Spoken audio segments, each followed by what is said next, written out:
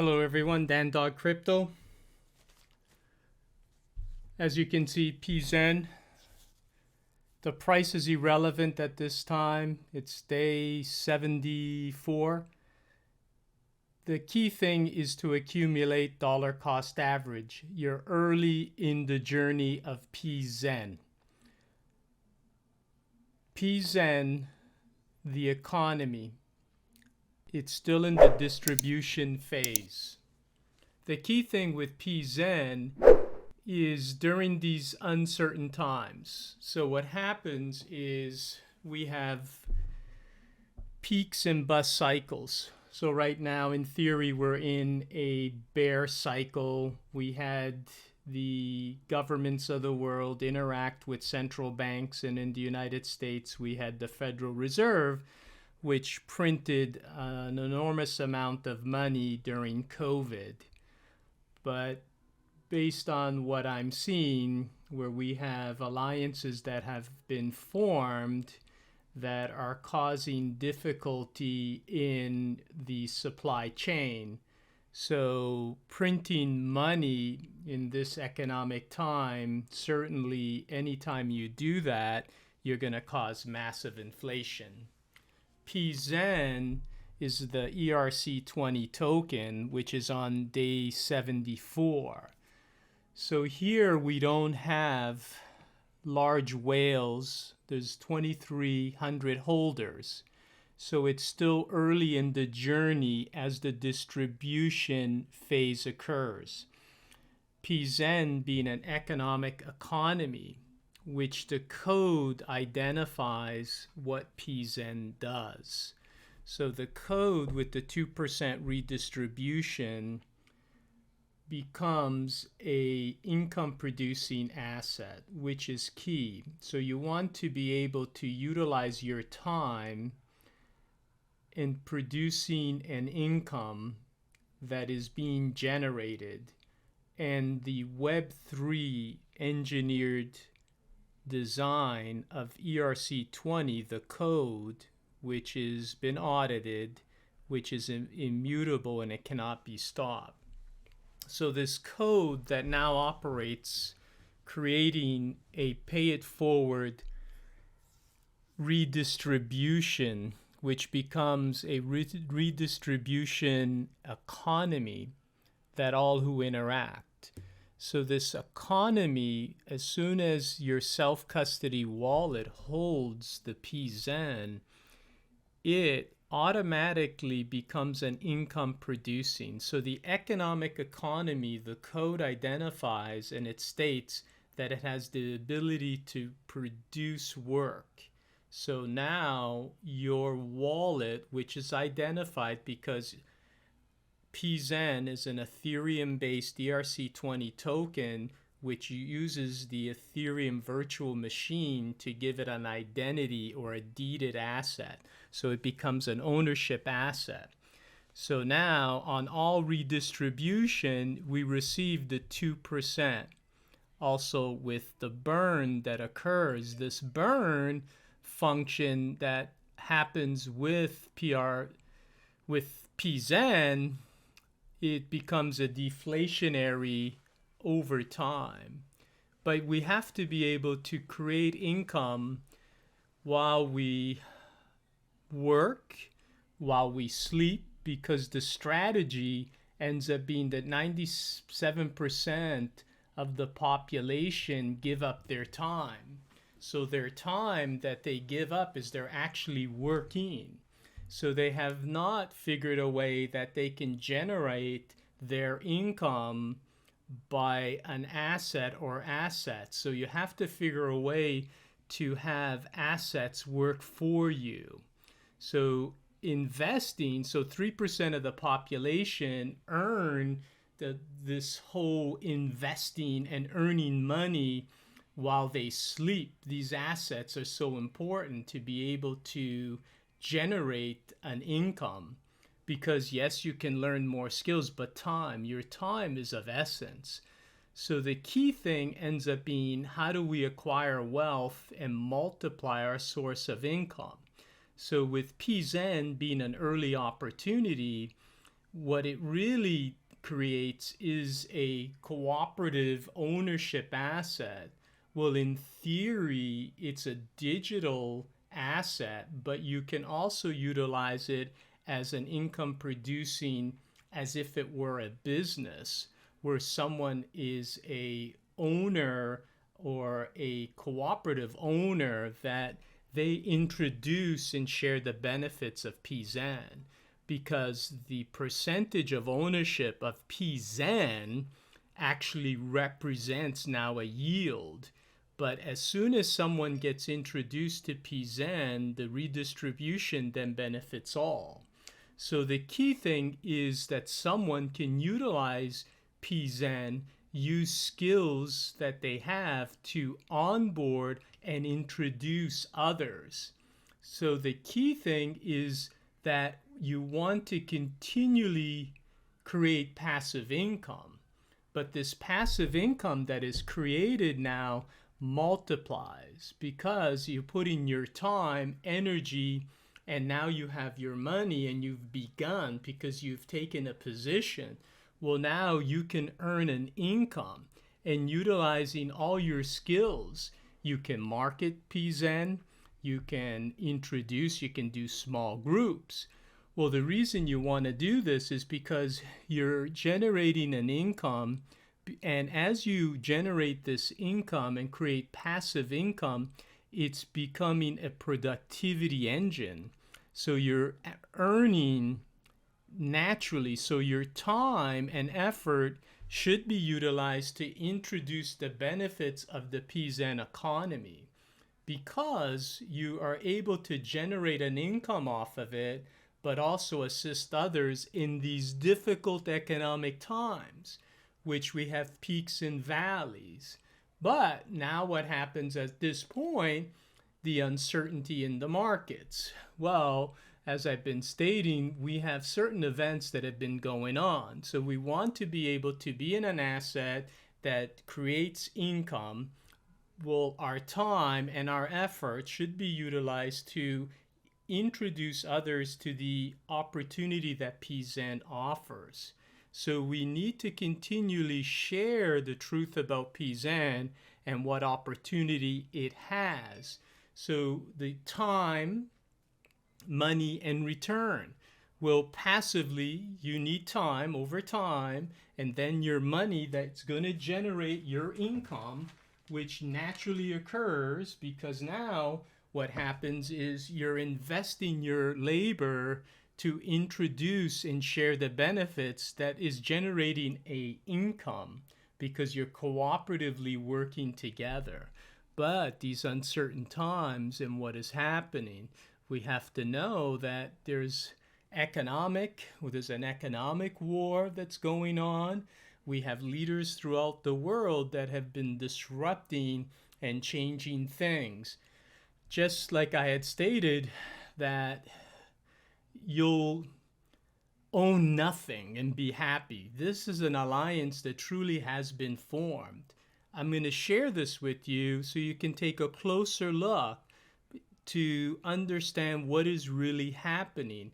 And as I had stated, we also have the United Nations that has partnered with the World Economic Forum, which occurred in 2019 during COVID.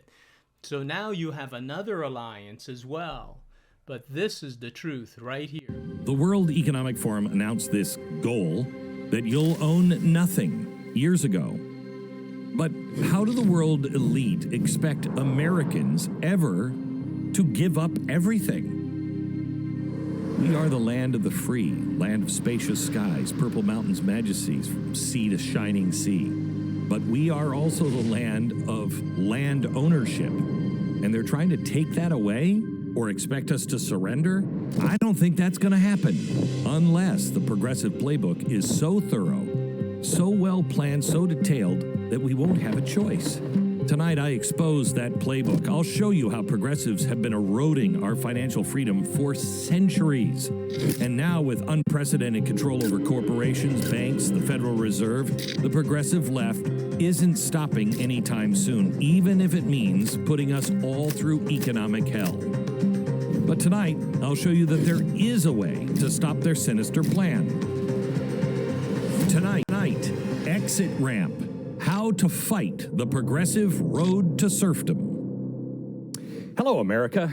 Welcome. Glad you're here. I want to talk to you about the road to freedom, not the road to serfdom, the road to freedom. How did we go from a castle with a lord and a lady and a king and a queen that controlled the church and the bank and the government and the science and business and law and land? How did we get from here, where we were all living in little huts? We owned nothing. We were serfs. We did whatever the king said to do, and he owned all of our product. How did we get from there all the way to where we should be, to a free state? The road to freedom. The biggest stop was 1776. That's when we said, we have to break away from you. You don't understand who we are and what we want to build. What we want to build is a government that's instituted among men that would protect these rights that make all of us equal. That was revolutionary, literally revolutionary thought. And so we started making our way, and we didn't build giant walled cities. We instead, people could own their own homes and their own cars and whatever it is they wanted. We had local universities and state universities. We had local schools. We had corporations and industry all in our towns, a church. The inventors were not working at Dow Chemical. They were usually working in their garage late at night, trying to figure out, how can I break this code? And DC was a distant land. That's how we got here. Well, that was the plan. But if you're reading this, you know about this. How do you get the most powerful and wealthy nation that has ever existed to accept the concept, you will own nothing and you'll be happy? Land ownership is fundamental. It was completely almost a new concept for the rest of the world. You didn't just go out and everything was owned by the king or a lord or a lady. You just didn't have your own land. But it's a staple of this country. Private ownership is, since our very inception, part of who we are. Now, we own an awful lot of stuff in the private hands. Who do we think will own all of the land, the businesses, our houses, our cars, everything, once we happily give everything up? Will the Bank of America hand over all the stuff that their banks own? Will JP Morgan, Chase, Amazon, Google, Walmart, Tesla, are they going to pack it all in and go, you know what, all this is free. It's great. We don't want to own it either. The answer is obviously no. Someone owns it. So who? Well, they won't surrender, I'll tell you that. And they're not going to stand alone. They are going to be partners, stakeholders with the governments of the world. That's what this book is really all about. This is about serfdom. You see, we've been on this road for a very long time, and we all thought we were headed that way, but at some point, we started going back this way, and the road to freedom is also the road to serfdom. It is. I'll show you a little while how long this has been in the works. It's phenomenal. But the progressive era saw a dramatic escalation, turning you and me into a serf. But this strategy is literally centuries old. Public-private partnerships are the mechanisms to get you to live here. The system is hurtling towards finality at a frightening pace right now. In 5 years, I think honestly, in 2 years, you're not going to recognize this country. You may not recognize this country after the next election. I don't know.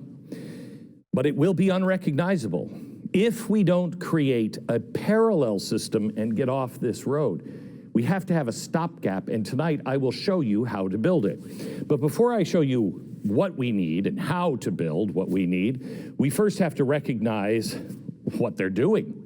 We have to admit there's a problem, and we have to get it from their playbook. So how do you get these people to get rid of all their stuffs and live under a king? How do you get a country built on private business and ownership, owning nothing and happy about it? Well, if you look at the castle, all of these things are here. But one thing you have to lock down the banks and the money supply. Once you lock in the banks, well, once the banks are under government control, or the government is under banking control, you have the illusion of private ownership, but really all of the decisions are out of the serf's hands. This whole thing is really a giant con. The true power brokers in this system become the owners of the banks and their partners in Washington, D.C. It is they that assume full control, and it is us, you and me, that fill their coffers with profits. This is the largest transfer of wealth, and not going to the poor from the rich, but going from the poor, middle class, and entrepreneurs to the rich. I'm going to go more into this after the break, but this is the entire reason the Fed was signed into existence by Woodrow Wilson. When you get to the last third of this show, I think I'm going to blow your mind how long this has been going on. The Fed is just the first and probably biggest example of public-private partnerships between the government and private banks. But insane strides have been developing lately. First, there was 2008 and the Wall Street crash. What did we do? The government bailed out the banks, not you. That brought them close together. Symbiosis, you scratch my back, I'll scratch yours. And about a year ago, I showed you that a United States bank brought the framework for all the other banks to help the government enforce ESG standards to America. It was the Amalgamated Bank, which is, surprise, surprise, union-owned. SCIU and all the rest of them. They were the people that kicked all this off. Remember this, unions. Unions and banks play a big role in this. I'm going to show you the model this is based on. It's going to blow your mind. There is deep history here. And people like you and me lose if we let ourselves be ruled under this system and we don't recognize what they're really doing. Next, you take the banks, then you have to lock down the businesses and the corporations. The small ones can go. The big industry leaders have to be brought up to the partnership. You have to form, some sort of a guild. Wow, I didn't say guild, did I? Or did I? Unions. You got to get the unions because the unions play a huge role. Get this. Private credit card companies have just approved, in line with the Biden administration, a plan to track sales of guns and ammo. Well, let's just cut out all. So as you can see, what's happening is these alliances are being formed, but it's a playbook which comes from the World Economic Forum, which is partnered with government officials, leaders, central banks, the elite 1%, large corporations. So to protect, that's where cryptocurrency came into effect. So freedom for the people. So you have an asset where you can take ownership of.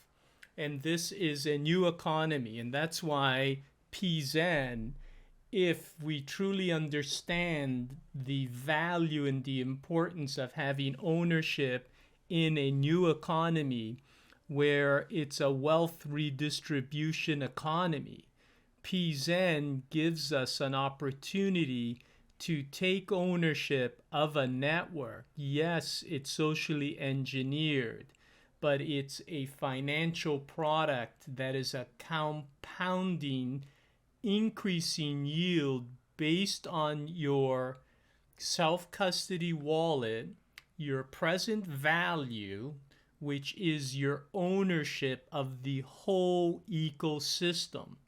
And the interaction, the participants, as they buy or sell, that is considered a transaction transfer, and the size and the frequency. So we have time, money, and a return that is occurring with all interactions. The charity, which is designed to do good, to assist, which is something that is very important, because there's an allocation that we will be doing for good to help others in need.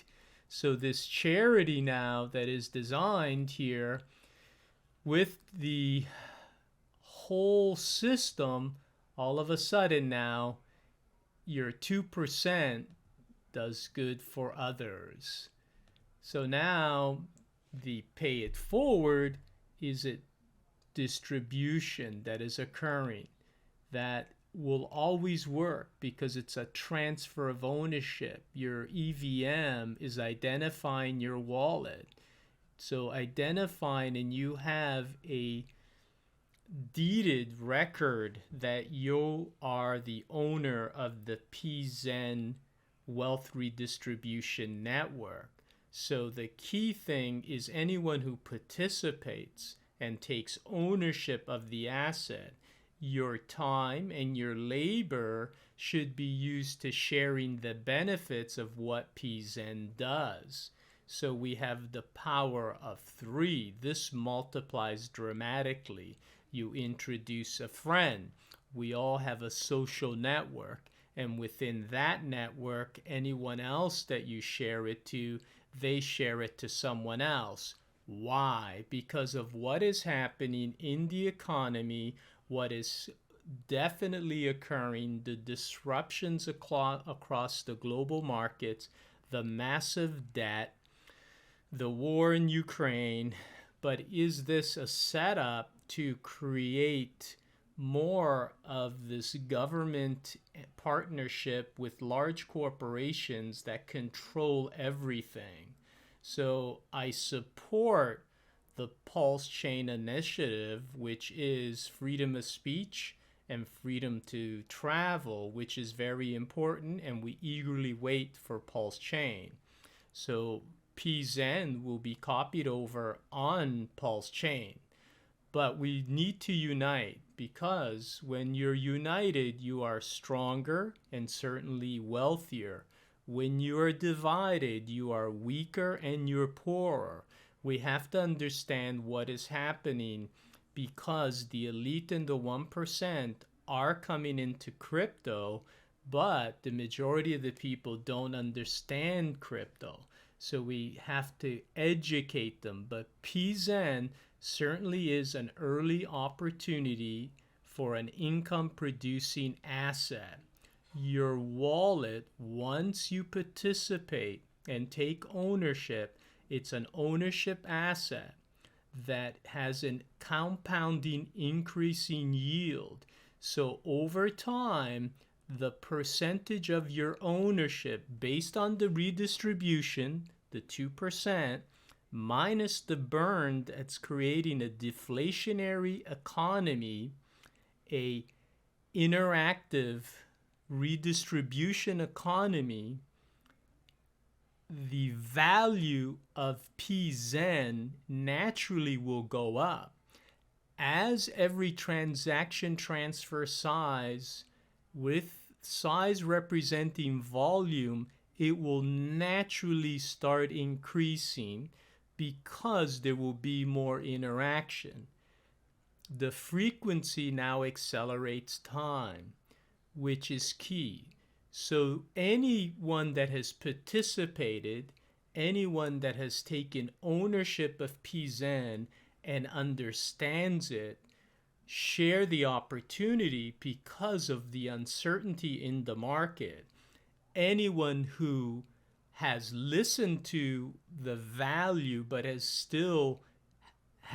fear in it, fear is not something of purity. Confusion is not something of purity. That is an enemy that is trying to defeat you, trying to keep you in bondage. because they know the value and the understanding and the potential financial freedom brings, where you could do good and assist others in need. That's why Pzen, certainly an early opportunity, but it presents something that you may have financial freedom, but it takes effort and time to educate others in understanding the value of what Pzen, the wealth redistribution network, is. We must understand that. Share it. Continually revisit it. Discuss it with friends. You can email, create a brief cover page, and share the opportunity, because it will benefit them just as much it will benefit you. Thank you, and I'll talk to you soon.